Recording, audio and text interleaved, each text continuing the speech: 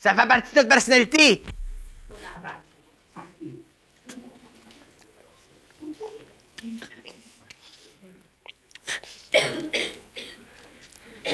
Vous me comprenez toujours en tangente. Vous, quand je vous dis quelque chose, vous essayez de comprendre par vous-même ce que je veux dire. Vous ne pouvez pas comprendre par vous-même, à travers vous-même, ce que je veux dire, parce que ce que je veux dire ou ce que je dis, c'est en dehors de vous-même.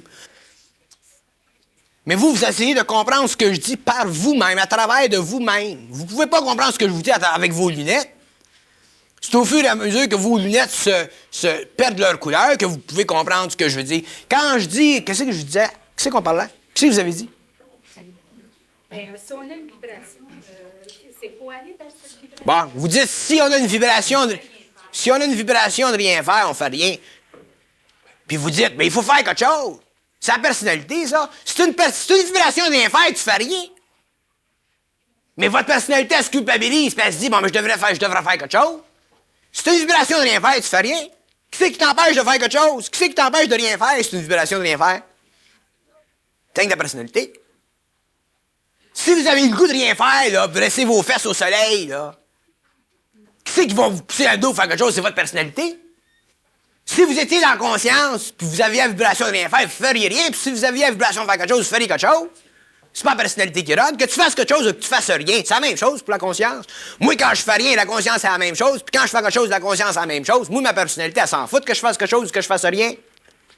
Mais vous autres, quand vous faites quelque chose, vous êtes content, puis quand vous faites rien, ça vous tombe ses nerfs. Vous dites ça que votre personnalité s'en fout que vous ne faites rien, hein, mais si vous ne faisiez rien, vous resteriez pas dans l'amnésie. D'accord, c'est pour ça que je fais quelque chose.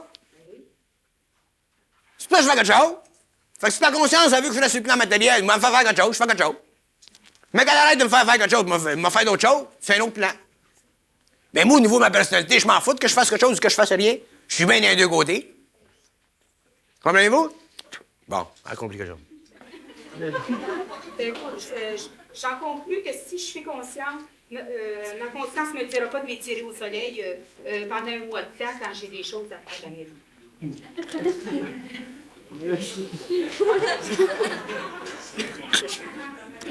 Vous en concluez. Ça vous, qu'est-ce que ça veut dire, conclure? Conclure, ça veut dire que votre personnalité vous rassure. Quand vous concluez quelque chose, c'est que votre personnalité vous rassure. Vous ne pouvez pas vous permettre de conclure. Arrêtez ça de conclure. Elle conclut que... Et maintenant, si votre conscience conclut autre chose, vous avez vibré tout à l'heure.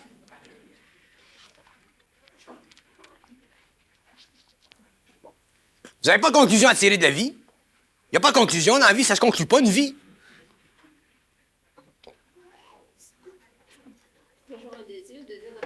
C'est toujours lié au désir de faire quelque chose. C'est toutes des mauvaises habitudes qu'on a. Des femmes que je détruis au fur et à mesure que je vous parle. Je ne peux pas vous parler de toutes sortes de choses en même temps. Ça me prend une décision. Mais c'est tous des petits détails.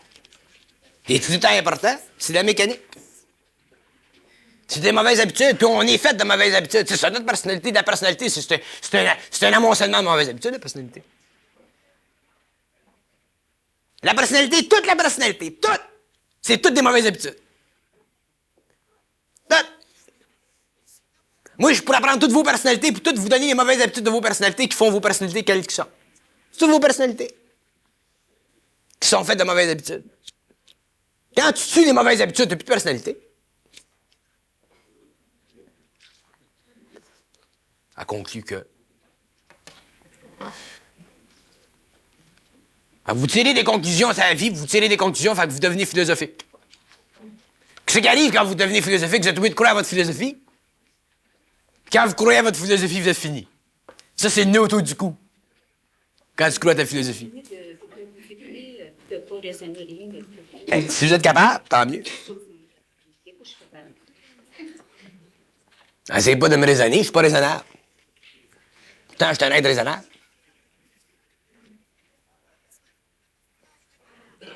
Ça se comprend pas ce que je dis, ça c'est final. Attendez à le savoir, en attendant à m'écouter. Quand vous le saurez, vous le saurez. Ça c'est ce que je dis. Pas de seul à savoir. Plus ça va, plus il y a des gens qui savent. C'est universel, cette affaire-là. Ça appartient pas à la personnalité ou à l'esprit de la conscience.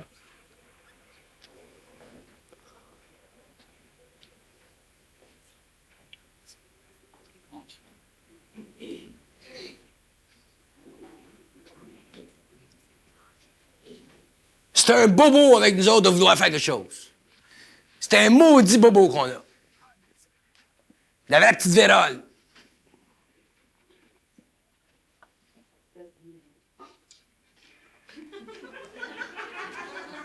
Quoi? Ça se guérit? Ouais.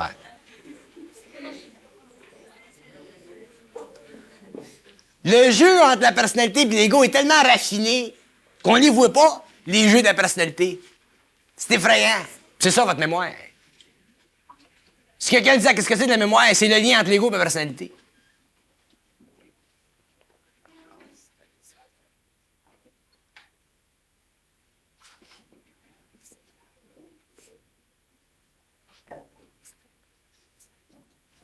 C'est pour ça qu'on n'est pas bien dans notre peau. On a toujours une petite tension. On a toujours une petite tension. Tout le temps. On a toujours un pied dans l'avenir. Puis un dans le passé. On n'est pas capable d'avoir les deux pieds dans le présent. On n'est pas confortable des deux pieds dans le présent. Il se passe rien, c'est plate. C'est bien trop intense, le présent.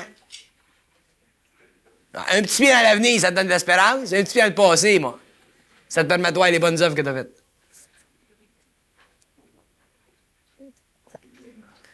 Mais les deux pieds dans le présent, ça nous étouffe. Parce qu'il n'y a pas de mémoire dans le présent.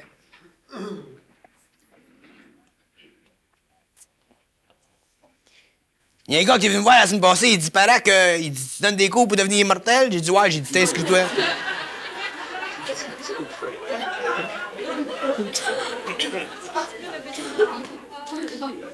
Il dit, tu charges 200 piastres? J'ai dit, ouais. Il dit, ouais, il dit, ça a du bon sens. Il dit, c'est cher, mais il dit, ça a du bon sens.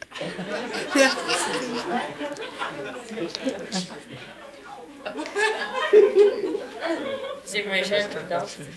Tu penses qu'il va pas sauter, mais qu'il vient dans les séminaires? Il veut devenir immortel, le gars.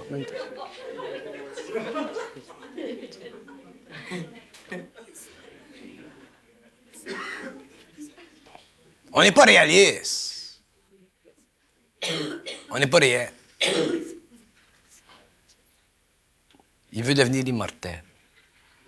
Comment est-ce qu'un homme peut penser à vouloir devenir immortel? Ça se pense même pas une affaire de même. Vouloir devenir immortel. Tu comprends donc? Il veut devenir immortel, mais personne ne veut mourir devant lui. Que les gens ne veulent pas mourir, je comprends ça, mais que les gens veulent devenir immortels, c'est un autre peu la manche.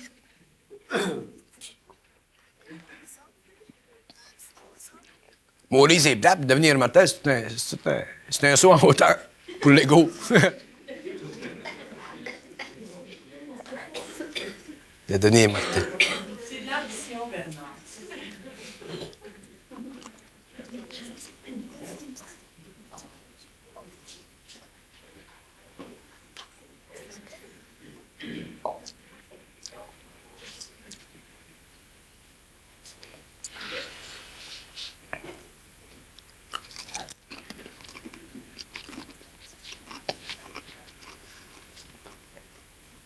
Puis lui, ça va être le premier qui va me dire, c'est rien que ça qu'il a dit en fin de semaine, le gars. Il va être déçu parce qu'il a réparé ça. Ouais. Il va pas la formule magique.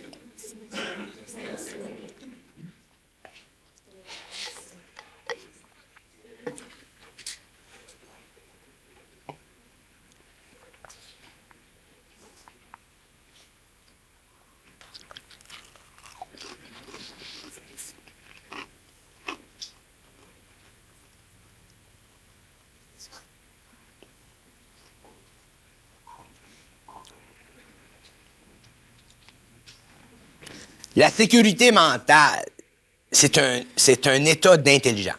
C'est de l'intelligence, la sécurité mentale. C'est de l'intelligence. Tu peux pas avoir de la sécurité mentale, puis pas avoir d'intelligence. L'intelligence te donne la sécurité mentale.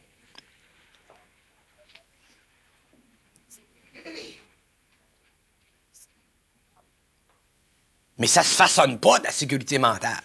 C'est pas psychologique, la sécurité mentale. Au contraire, c'est la destruction de tout ce qui est psychologique dans l'homme.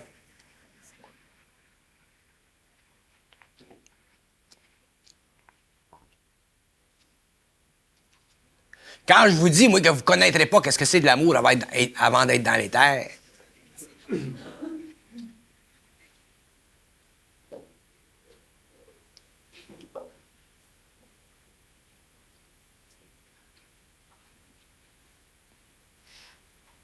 parce que vous avez de la personnalité. Si vous étiez fusionné avant de rentrer dans les terres, là, c'est un autre élément. Mais tant que vous n'êtes pas fusionné, vous ne pouvez jamais connaître l'amour. Vous crèveriez. Vous souffririez. Émotivement, vous ne pourriez pas le prendre. Vous vous videriez comme des sacs. La seule chose que vous pouvez avoir sur le plan matériel, c'est de l'intelligence, de la volonté, jamais d'amour. Les gens ils viennent tout bouleverser quand je leur dis ça.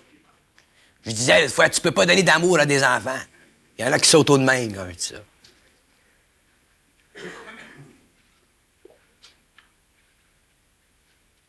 Ce que vous pensez que c'est de l'amour, c'est une conception humaine. C'est pas ça, de l'amour.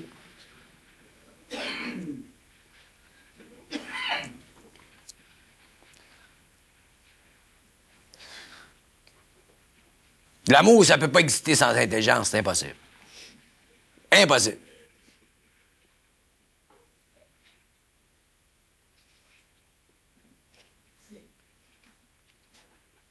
L'amour, ça va loin. L'amour, ça va dans le temps. Dans le temps. Il faut que tu aies de l'intelligence pour voir dans le temps. Ça fait partie de l'intelligence de voir dans le temps. Si tu es obligé de retrancher quelque chose à quelqu'un pour son évolution, ça fait partie de l'amour, mais lui, il le voit pas. Lui, il pense que tu l'aimes pas.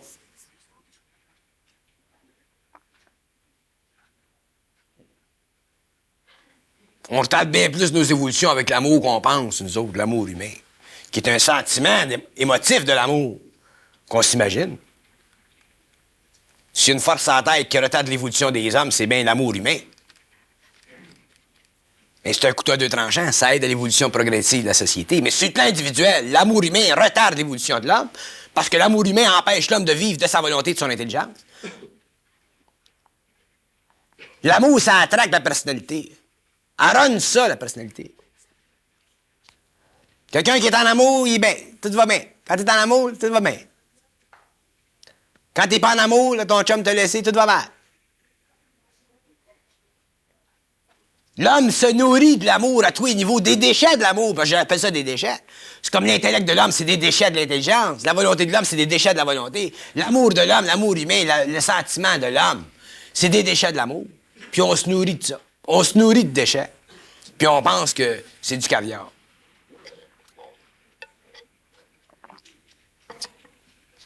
C'est quand on rentre un peu dans la conscience qu'on s'aperçoit que c'est des déchets.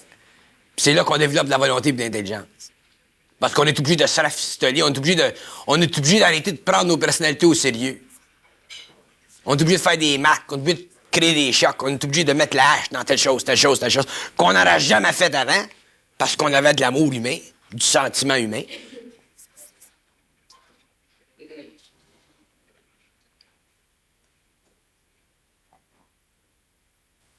C'est ça de la sécurité mentale.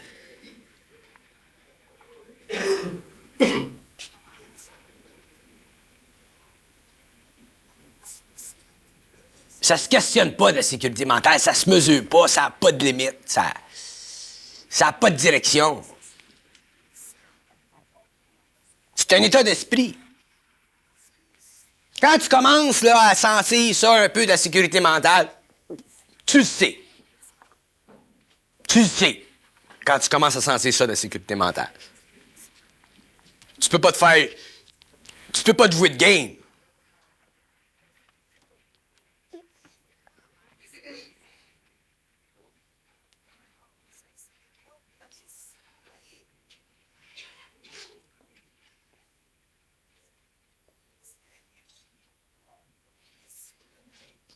Faut qu'on apprenne avec le temps, faut qu'on réalise avec le temps On va prendre Lévesque. Ça, c'est un bon exemple, Lévesque. Lévesque, c'est un bonhomme qui fait du travail avec les gens puis qui aide les gens à évoluer depuis des années de temps. Depuis des années de temps. Il y a bien des gens qui sont venus à un séminaire à travers de lui. Okay. Ça, c'est une étape de leur vie puis c'est une étape de sa vie. Fait que le Zweig, il est bon, il fait un bon travail, il est sensible, il est psychique intérieurement, il a une bonne télévision, il voit, puis tout ça, OK. Autrement dit, le Zweig, c'est un petit maître pendant un certain nombre d'années. Fait que tu comprends, quand t'es un petit maître, t'es un petit maître. Puis un petit maître, ça se considère toujours un grand maître, parce que ça n'existe pas des petits maîtres. Fait que ça se prend pour un grand maître. Tout d'un coup, le grand maître, il part d'une expérience pour tomber dans une autre expérience. Autrement dit, pour tomber dans un acheminement rapide vers la conscience universelle. Fait que tout ce qu'il a fait pendant ces années-là, qui était essentiel, qui était bon pour les autres, qui était bon pour lui, là, ça commence à tomber en pièces, puis ça tombe. C'est comme un char. T'as un beau char, là, tout d'un coup, des bolts tombent, les plugs tombent, les vitres pètent, tout pète. Au bout d'un certain temps, le char, il est comme la merde. Il n'y a plus rien qui reste. Fait que tu comprends que ça ne te crée pas un mot de choc à la personnalité du petit maître, qui se pensait un grand maître. Parce que c'est normal qu'un petit maître se pense comme un grand maître, parce qu'il n'y a pas de mesure quand tu fais de la maîtrise de quelque chose. Il n'y a pas de mesure. La mesure, c'est toujours toi-même. Fait que là, la première étape, il pense qu'il comprend. La deuxième étape, il réalise qu'il pense qu'il comprend. Puis la troisième étape, il pense que peut-être il ne comprend pas encore. Puis là, il avance, puis avance, puis avance, puis avance, puis avance, puis avance, puis avance, puis avance, puis avance. Puis ça n'arrête plus. Là, il va vers la sécurité mentale. Puis quand il rentre dans la sécurité mentale, là, il pense déjà qu'il y a la sécurité mentale. Tu ne l'as pas, la sécurité mentale. Mais que tu aies la sécurité mentale, tu m'en parleras même pas. Tu m'en parleras même pas. Tu vas te dire, ben alors, ça va. Parce que quand tu es dans quelque chose, t'es pas dedans. C'est une loi universelle. Quand tu es dans quelque chose, t'es pas dedans.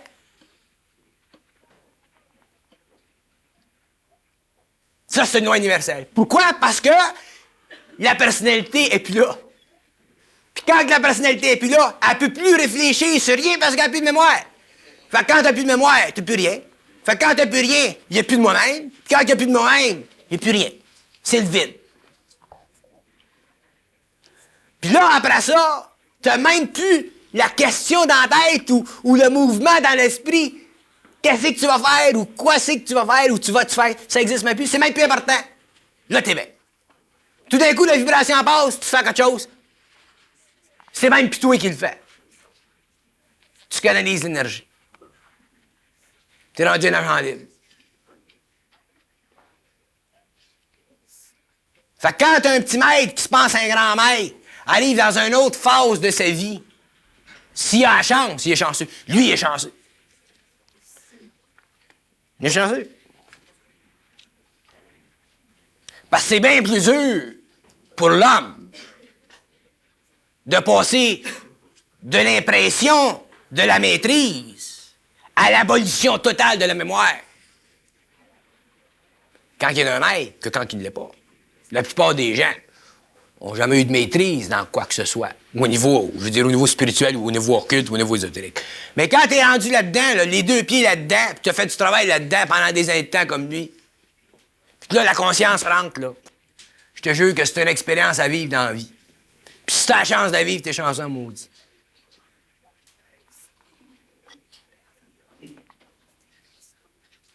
Ça n'a pas de fait à conscience. Fait que la personnalité, faut qu'elle casse. Il faut qu'elle casse.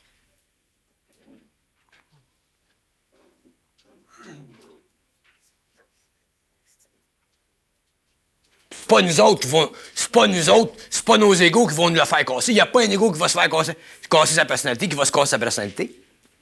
Parce que pour qu'elle casse la personnalité, il faut qu'elle soit cassée par quelque chose, par une intelligence qui sait comment ça marche. Pas l'ego. L'ego, il sait pas comment ça marche, la personnalité. Elle joue des dos, puis elle joue des dos constamment. L'ego, il pense qu'il avance, puis il pense qu'il est rendu à un point, puis d'un coup, il s'aperçoit que 2 semaines plus tard, paf, la masse encore, puis il avance, puis il est rendu à un point, puis paf, encore la masse qui passe dessus. Pour que l'ego en arrive à dire, là, pour que l'ego en arrive à dire qu'il est maître de la vie, faut qu'il soit bien sûr d'être sûr. Parce que je vous garantis que si vous vous dites dans votre tête que vous êtes maître de la vie, il y a une tuile qui va vous tomber sur la tête dans 3 jours, parce que c'est le cycle karmique minimal pour ça. Il y a une tuile qui va vous tomber sur la tête dans 3 jours, puis vous allez voir vos pensées subjectives, vos émotions flirter avec votre ego. Si vous dites ça va bien aujourd'hui, là, attendez-vous à que ça aille mal demain. C'est des lois vibratoires. Fait que pour en arriver à dire ça va bien aujourd'hui, puis ça va aller bien demain, puis ça va aller bien la semaine prochaine, puis ça va aller bien dans 2 ans, puis ça va aller bien dans 4 ans, puis ça va aller encore mieux dans 10 ans, t'es mieux d'être sûr, Charlie. Ça, c'est être maître de la vie.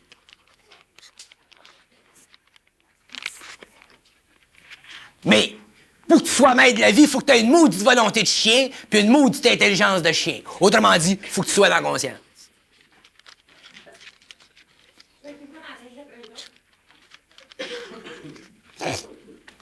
Ça, c'est un point intéressant. Tant qu'on vit sur le plan matériel, il y a des interférences. Les interférences ne sont pas nécessairement liées à ta vie, à toi. T'sais? Mais tu commandes un meuble chez Eaton, le gars t'arrive avec le meuble, il est brisé.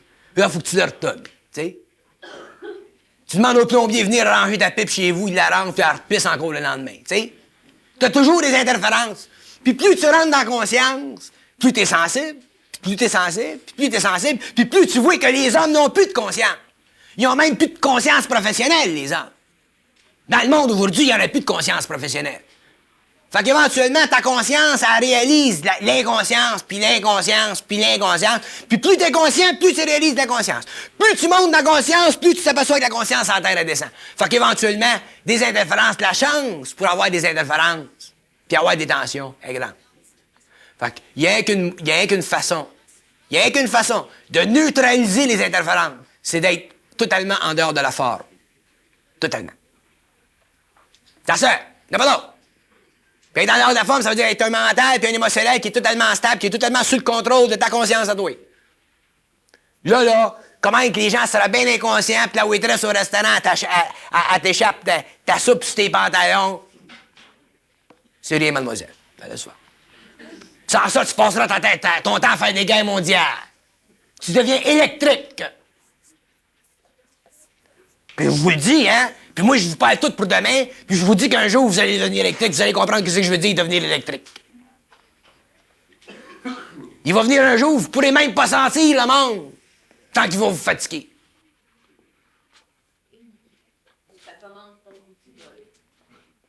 Ça commence. Attends à 10 ans. C'est là que vous allez comprendre pourquoi, quand je parle, vous retirez, puis vous retirez, puis vous retirez, puis vous retirez, puis vous retirez, puis vous retirez. Puis avoir votre puits d'eau, puis avoir votre machine qui fait votre propre électricité. Parce que, à un certain moment, c'est plus les valeurs de la vie là, qui te créent des chocs. C'est l'inconscient. Quand je parle d'inconscience, je parle d'inconscience de la planète. Les gouvernements, les systèmes, les agences, les organisations, les multinationales, tout, toute la vie sur la Terre. Fait qu'à un certain moment, il n'y a qu'une façon pour toi d'être heureux, là, puis bien dans ta peau, bien calme, là, c'est de vivre là, des petits besoins bien sous ton contrôle.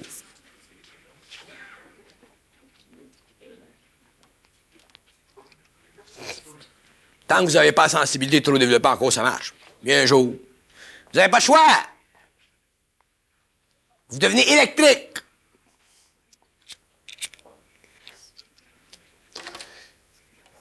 Quand tu vas dans un restaurant, la waitress, elle vient à table, tu sens la vibration. Tu sais, quand tu viens, tant que tu connais le monde, tu sais qu'elle veut te vendre une bouteille de vin. T'en veux pas de vin. Non, merci, mademoiselle. Elle veut t'en vendre encore. Moi, je suis assez bête, il m'a dit, emmenez-moi-en, mademoiselle, une bouteille de vin. Elle va me l'apporter, m'en prendre, m'en péter sa table. Elle m'a dit, j'en veux pas de vin, changez-moi-la. Un bruit crée un choc. Cresse-moi à paix. Quand je dis non, c'est non.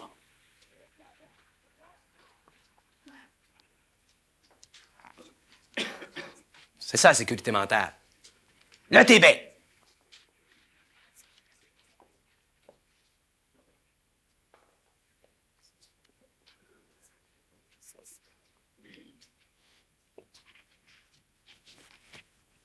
sa souffrance qui te rend de même. Pas souffrance psychologique. Les chiens en haut. Puis là, t'en me parles de la conscience.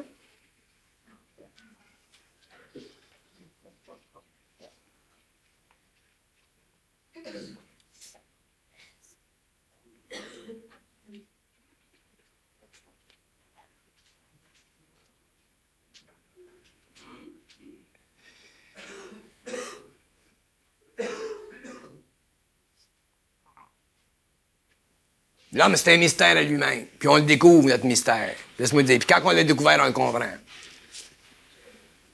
On le comprend, maudit.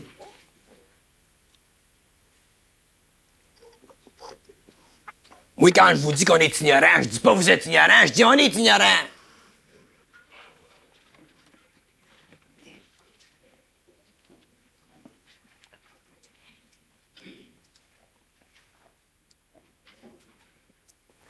C'est pour ça qu'on ne peut pas se permettre de se faire emporter par notre personnalité. Faut que ça parte, cette affaire-là, un jour. Puis les éléments, c'est sûr que je vous ai expliqué à soir.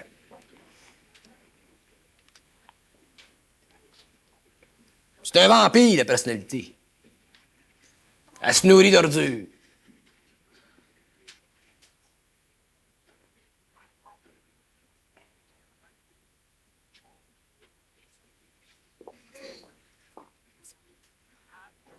Puis on s'inquiète tout le temps, on s'inquiète. C'est la personnalité qui s'inquiète. On s'inquiète tout le temps.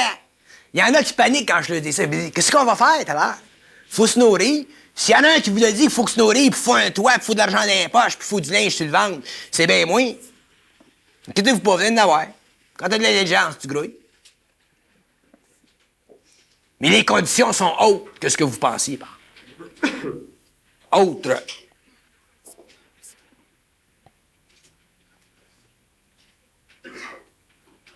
C'est la plus grande richesse de l'homme, la sécurité mentale. La plus grande. Puis ça a tout à fait atteint.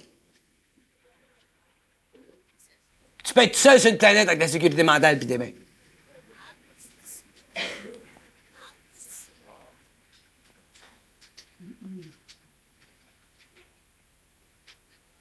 Mais ce qui a créé cette sécurité mentale-là, c'est la volonté et l'intelligence. Autrement dit, la conscience.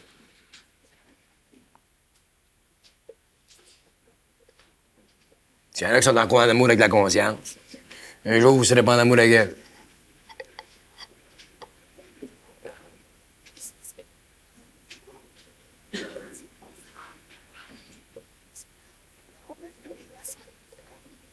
Faut que l'homme en arrive un jour à relaxer sur le plan matériel avant de rentrer dans les terres.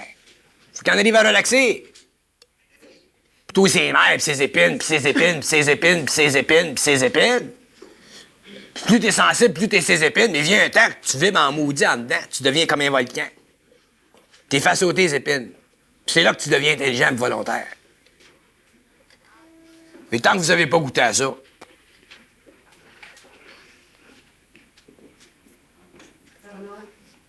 Si moi, exemple, est-ce que je peux être fusionnée ou alors faut que je revienne? faut que tu reviennes. Tu peux pas être fusionné de l'autre bord. C'est tout des niaiseux, l'autre bord. Faut que tu reviennes ici. La fusion, c'est l'union entre l'ajusteur de pensée et l'âme du mortel, pas l'âme du mort.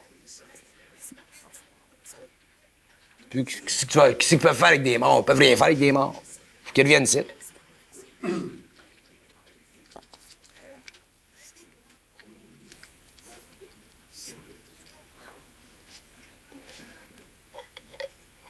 Occupez-vous donc, vous autres. Essayez donc de faire la fusion. Ça, c'est votre problème, vous. La fusion, puis les patentes tout à l'heure. Occupez-vous donc tout de suite. Vous avez des tempéraments philosophiques. Vous avez des inquiétudes spirituelles. Lâchez-les, vos maudites inquiétudes spirituelles.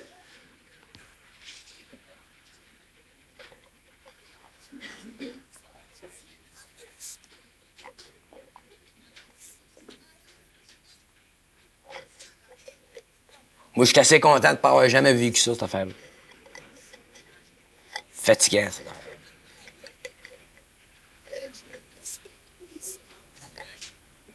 C'est pas de nos affaires, la vie. On la subit, la vie, jusqu'à temps qu'on la subit plus. Puis quand on la subit plus, ben à ce moment-là, c'est parce qu'on s'en va automatiquement vers la fusion. C'est pas dans ta Ah! Maudit que c'est intelligent. C'est quand c'est plus de nos affaires qu'on vit bien. OK? OK? C'est ça. Moi, ma vie, c'est pas de mes affaires, c'est pour ça que je vis bien. Mais tant que c'est de nos affaires, la vie, on peut pas bien vivre. Parce que tant que c'est de nos affaires, notre vie, c'est notre personnalité qui colore. Comment tu veux bien vivre si ta personnalité colore ta vie? Tant que tu veux l'organiser toi-même. Tant que tu veux l'organiser toi-même. Ça prend de l'intelligence et de ta volonté pour donner une orientation à ta vie. Pas en personnalité. On devrait plus penser à ce moment-là. On Ben, devrait pas penser. c'est ça, je pense pas. Je dépends.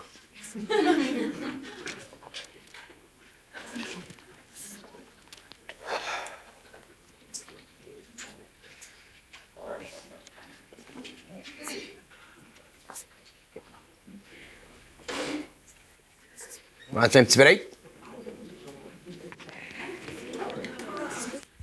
Dans un domaine particulier de la réalité ce soir pour commencer à vous donner des indices sur la nature du réel, afin de vous permettre de comprendre jusqu'à quel point ça va l'intelligence, puis afin de vous permettre de comprendre jusqu'à quel point l'homme est en dehors de l'intelligence. Je voudrais d'abord commencer à vous expliquer qu'est-ce que c'est des pensées, vues d'un point de vue cosmique, pour que vous puissiez réaliser l'importance de la sagesse mentale et aussi l'importance de la grande humilité dans le mental de l'homme. Quand je parle de l'humilité dans le mental de l'homme, je parle de la réalisation chez l'homme qu'il forme un tout avec un très vaste univers et que ce tout avec lequel il forme est infini et que l'homme, par le fait même, est automatiquement infini. L'homme doit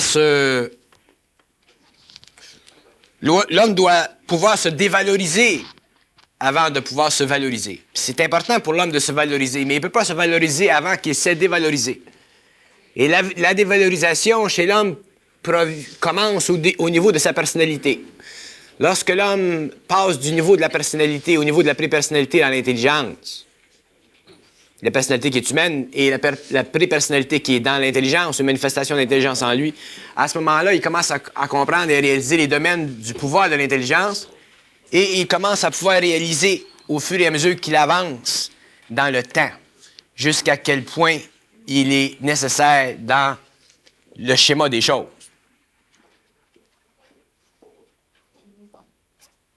Alors, pour commencer ce dialogue-là, que je vais probablement continuer dans les semaines à venir,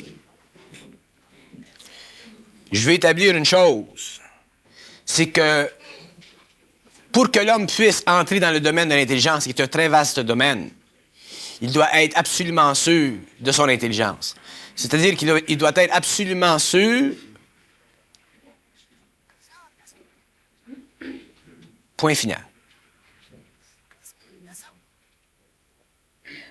Vous ne rentrerez jamais dans votre intelligence si vous n'êtes pas absolument sûr.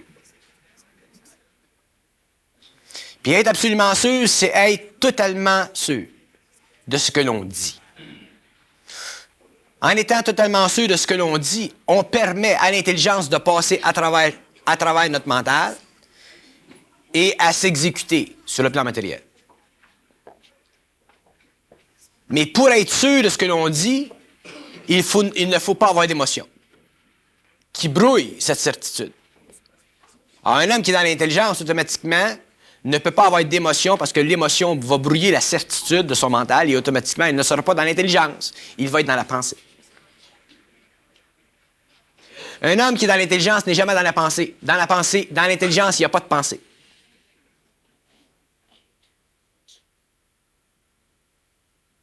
Il n'y a pas de pensée dans l'intelligence. Où il y a de la pensée, l'homme n'est pas dans l'intelligence. Il est dans l'astral. Et il y a une chose qui doit être corrigée pour les gens qui s'intéressent à l'ésotérisme, c'est que les ésotéristes ont séparé les mondes en plans. Hein? Plan astral, plan mental, blablabla. Et la séparation de ces plans-là est une expérience. Ces gens-là ont fait des expériences dans des plans. Et ils ont séparé les plans d'après leur expérience. Et on ne peut pas séparer les plans ou les mondes d'après l'expérience qu'on a de ces mondes-là, parce que les mondes auxquels on a expérience quand on entre dans l'esprit des corps que nous possédons, de nos principes, sont toujours des mondes qui sont contrôlés par une forme quelconque. Je te dis ça, je parle à toi, mais je voudrais en reparler avec toi après. OK? C'est important que j'aimerais ça que tu t'absorbes tout ça parce que ça va servir plus tard. L'homme ne peut pas diviser les mondes parce que les mondes ne sont pas divisibles. Si l'homme divise les mondes, à ce moment-là, automatiquement, il est dans l'intelligence de la pensée. Et en étant dans l'intelligence de la pensée, il se rapporte à l'intelligence de l'émotion, de la pensée, de la forme, dans les mondes où il se trouve. Et lorsque l'homme se trouve dans l'intelligence des mondes, de la pensée, il est automatiquement obligé de s'infliger un certain karma. Parce que dans le monde de la pensée où il se trouve, des mondes qui possèdent une forme quelconque, il est obligé de s'allier à quelqu'un, à un être ou à un être passager dans ces mondes-là. Quand vous allez dans l'astral, par exemple, sur les hauts plans de l'astral, as-tu remarqué, tu rencontres toujours quelqu'un. Il y a toujours quelqu'un. Tu n'es jamais là totalement tout seul.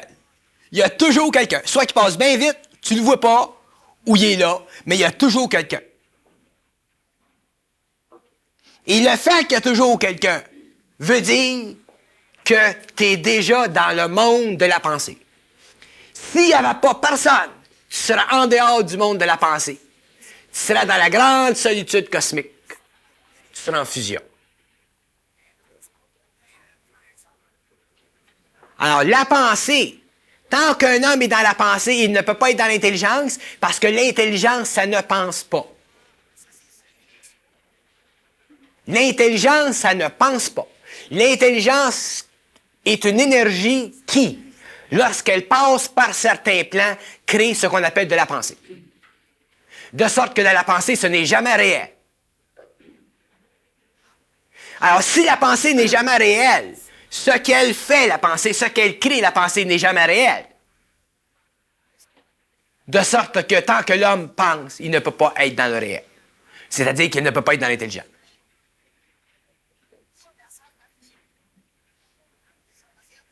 Et la pensée, elle est faite d'un certain nombre de choses. La pensée, elle est faite de couleurs. Elle a une forme. Elle a un dynamisme. Elle a un dynamisme qui lui permet de se déplacer dans le temps. Et elle a aussi un centre de gravité qui lui permet d'être rattaché à la personne qui l'a émise dans le temps, qu'il soit mort ou vivant. Autrement dit, lorsque vous faites une pensée, lorsque vous créez une pensée, vous êtes toujours responsable de cette pensée-là. Que vous soyez mort ou que vous soyez vivant. Parce que cette pensée-là fait partie de votre mémoire. De sorte que quand vous allez dans les mondes, sur les plans astraux, ce que vous retrouvez dans ces plans-là, ce que vous voyez, ce que vous vivez dans ces plans-là, est toujours conditionné par vos pensées antérieures et présentes. De sorte qu'un voyage astral est toujours conditionné par l'état de karma dans lequel vous vous trouvez, automatiquement. C'est essentiel à l'homme de demain de ne pas pouvoir penser, afin de ne pas pouvoir créer de mémoire, afin de ne pas pouvoir être soumis à la loi de karma de la pensée. Parce qu'une pensée, qu'elle soit bonne ou mauvaise, inflige toujours du bon ou du mauvais. Ou, autrement dit, une bonne vibration ou une mauvaise vibration dans l'univers. Si la pensée, elle est bonne, elle va infliger une bonne vibration. Si elle est mauvaise, elle va infliger une mauvaise vibration. Mais le danger, c'est que la pensée crée toujours une connexion avec un autre mental. De sorte que si tu penses quelque chose que ce soit bon, il y a quelqu'un qui va être affecté. Si tu penses quelque chose qui est mauvais, il y a quelqu'un qui va être affecté. Automatiquement, tant que l'homme pense, il réduit l'évolution et empêche l'évolution de l'humanité. Alors, que vous soyez bon ou que vous soyez mauvais en pensée, vous retardez l'évolution de l'homme.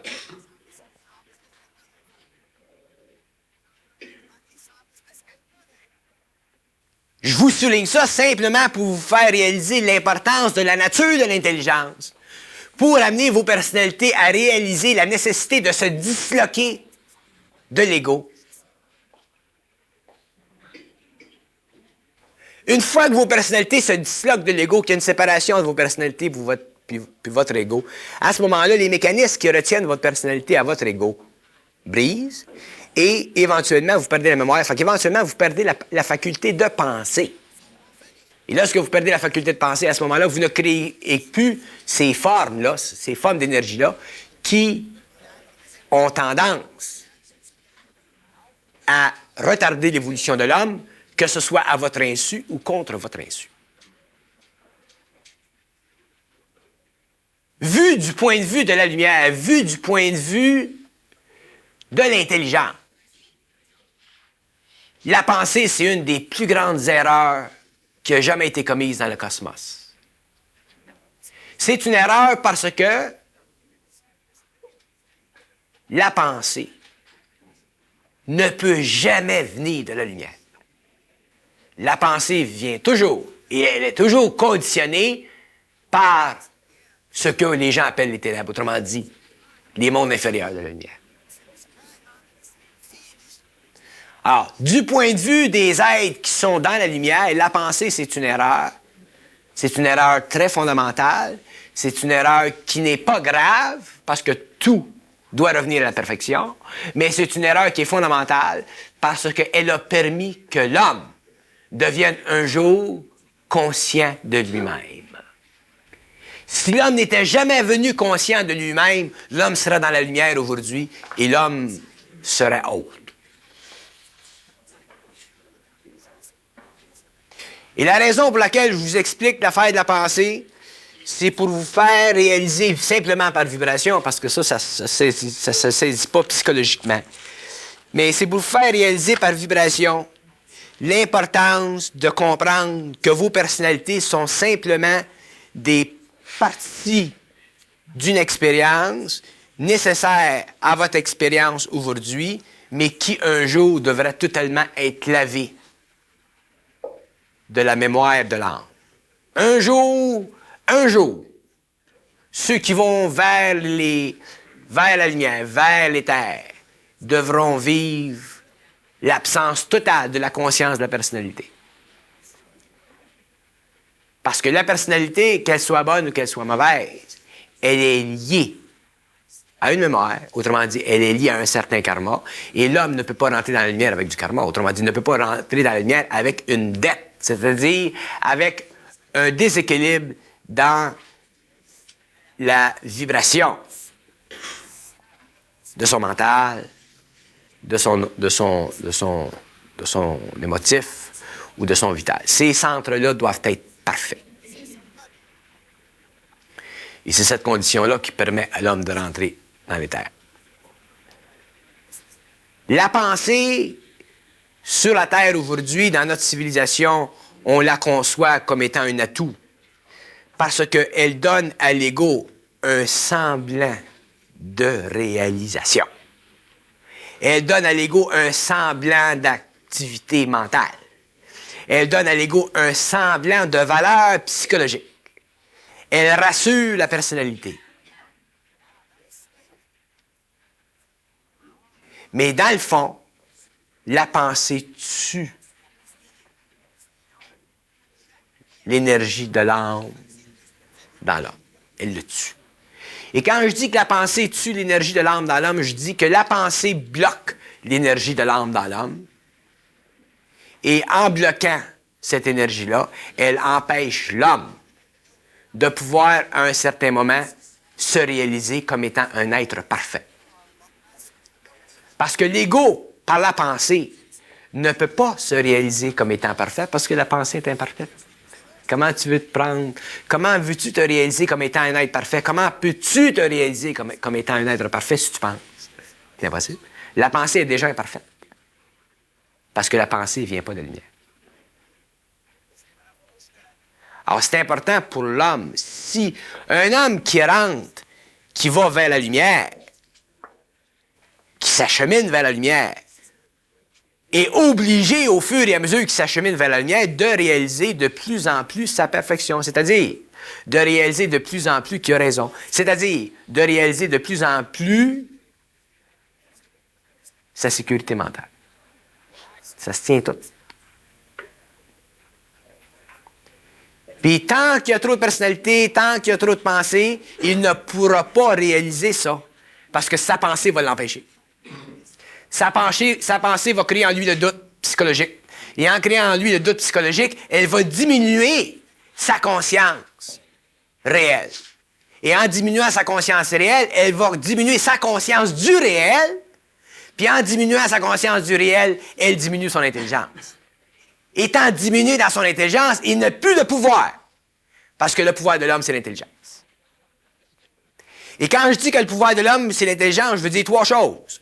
Je veux dire qu'à l'aide de l'intelligence, l'homme découvre le principe de la volonté, puis à l'aide de l'intelligence, l'homme comprend le principe de l'amour. Alors, l'intelligence est essentielle pour l'homme.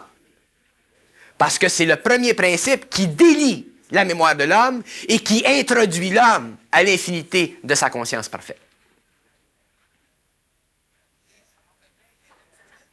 Lorsque l'homme entre dans sa conscience parfaite, il comprend la nature de la volonté, il comprend la nature de l'amour, et il n'est plus impliqué dans le désir de la volonté au niveau de la personnalité ou le désir de l'amour au niveau de la personnalité. Il est simplement impliqué dans le mouvement de l'énergie de l'intelligence, et à ce moment-là, il détruit en lui tout ce qui est contaminé dans son amour et dans sa volonté, et automatiquement augmente sa volonté et augmente sa capacité non pas d'aimer, mais de connaître les lois de l'amour dans les terres.